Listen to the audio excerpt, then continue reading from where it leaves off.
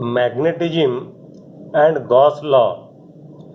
According to Gauss law for magnetism, the net flux, that is the net magnetic flux through any closed surface, is equal to 0. Consider an electric dipole as shown in the figure. This is an electric dipole. This is the plus charge of the dipole and this is the minus charge of the dipole. For the closed surface represented by I, you see this is the closed surface which is represented by I. The number of lines entering the surface, you see the number of lines entering the surface is equal to the number of lines leaving the surface. So the net charge enclosed by the surface is equal to 0. Now consider the closed surface second eye. This is the closed surface second eye, this one, and for this closed surface there is a net outward flux. You see, for this closed surface there is a net outward flux because it includes a net positive charge. Now consider a bar magnet or a magnetic dipole as shown in the figure. This is a bar magnet, this is the south pole of the magnet and this is the north pole of the magnet. Now you see in this case of bar magnet, the number of lines entering the surface, you see the closed surface I. In closed surface I, the number of lines entering the surface is equal to the number of lines leaving the surface. Similarly, if you consider the closed surface second eye, the number of lines entering the surface is equal to the number of lines leaving the surface. So the magnetic flux is 0 for both the surfaces. For the surface I and for this surface second eye, the magnetic flux is 0, and this is true for any closed surface.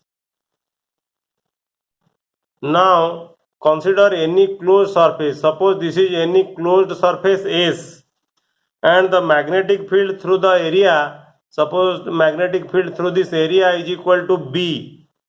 The magnetic flux through the vector area delta S, if this is the surface area delta S, then this will be the direction of the vector area delta S, and the magnetic flux through the vector area delta S, let us say, is equal to delta phi B,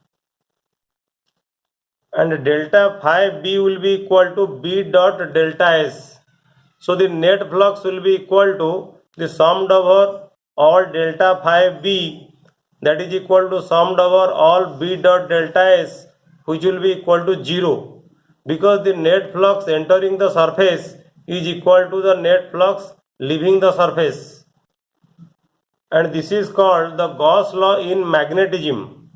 But Gauss law in electrostatics states that the total electric flux, that is the summed over E dot delta S, is equal to 1 by epsilon 0 times the total charge enclosed by the surface. Flux through a closed surface is 1 by epsilon 0 times the charge enclosed by the surface. That is why isolated magnetic poles does not exist, but isolated point charge exist. There is no sources or sinks of magnetic field. Now let us discuss a question to know about the magnetic field lines in different structures.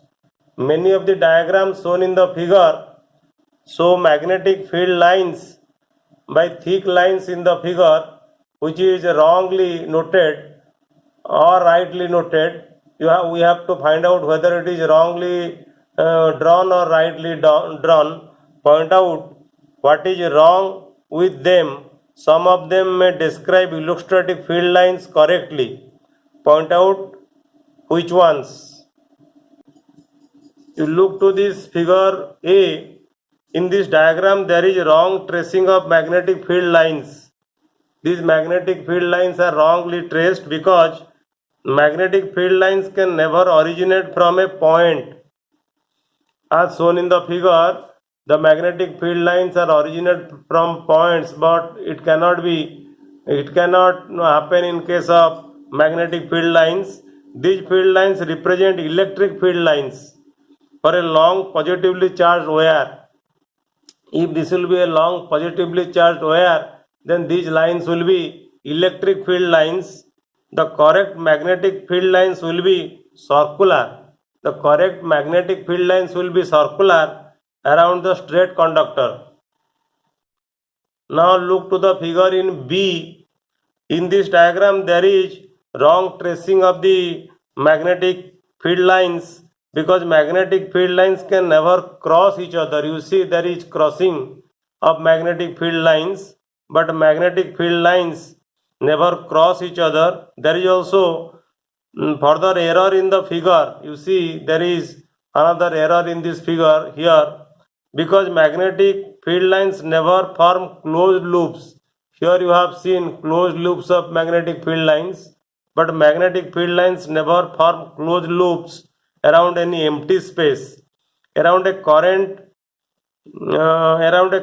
magnetic field lines form closed loops.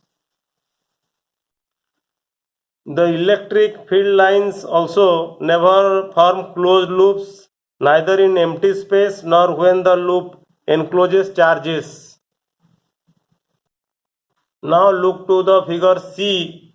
In this diagram there is right tracing of the magnetic field lines. This is correct tracing of the magnetic field lines. This is basically a toroid, and in case of toroid, each loop of the toroid, current is passing. You see current is passing through each loop of the toroid, and the magnetic field lines are completely confined within the toroid. Now we see in figure D, the magnetic field lines are wrongly traced. It is basically a solenoid, and the magnetic field lines due to a solenoid at its ends and outside cannot be completely straight. You see at the ends and outside it cannot be completely straight line. The magnetic field lines should be curved at both ends. At this end and at this end, the magnetic field lines should be curved ones. Because in case of solenoid, this is the solenoid. In case of solenoid, we know the magnetic field lines are curved at both the ends to meet to the closed loop. It meet to the closed loop at the two ends. The magnetic field lines are curved ones. Now look to the figure E. In this figure, the magnetic field lines are rightly traced. There are field lines inside and outside of a bar magnet. You see this is a bar magnet. Magnetic fields are inside the bar magnet and outside the bar magnet, and this is basically the south pole of the magnet, and this is the north pole of the magnet. The field lines originate from north pole and converge to the south pole. You see, and the net flux of field is 0. Now you look to the figure. This is the figure F. This is the figure F, and in this figure F there is wrongly tracing of the magnetic field lines, because the net flux around a closed surface is not 0. Okay, and the given field lines show the electrostatic field lines around a positively charged upper plate and a negatively charged lower plate. So if you consider these are magnetic field lines, then the figure will be wrong. But if you consider it as the electric field lines, then this figure will be correct. Now consider the figure G. In this diagram there is wrong tracing of the magnetic field lines, because magnetic field lines between the two poles, this is the north pole and this is the south pole, the magnetic field lines between the two poles cannot be straight at the ends. You see there is straight magnetic field lines at the ends, but it cannot be straight because according to Ampere's law, the field lines must be curved one to so that the magnetic field lines will be closed ones. And this is also true for electric field lines. Now let us work out another problem to know about the magnetic field lines. Example 5.7, magnetic field lines show the direction at every point along which a small magnetized needle align at the point. Do the magnetic field lines also represent the lines of force on a moving charge particle at every point? Remember, it is misleading to say that magnetic field lines as lines of force, because magnetic force, we know magnetic force F is equal to Q into V cross B, and magnetic force is always normal to V cross B. So you cannot say magnetic field lines as lines of force. Next question, magnetic field lines can be entirely confined within the core of a toroid but not within a straight solenoid. Why? Remember, for a toroid it has two ends. For a toroid it has no ends. So magnetic field lines are confined within the core. For a straight solenoid it has two ends, but the magnetic flux B through any closed surface must always be zero.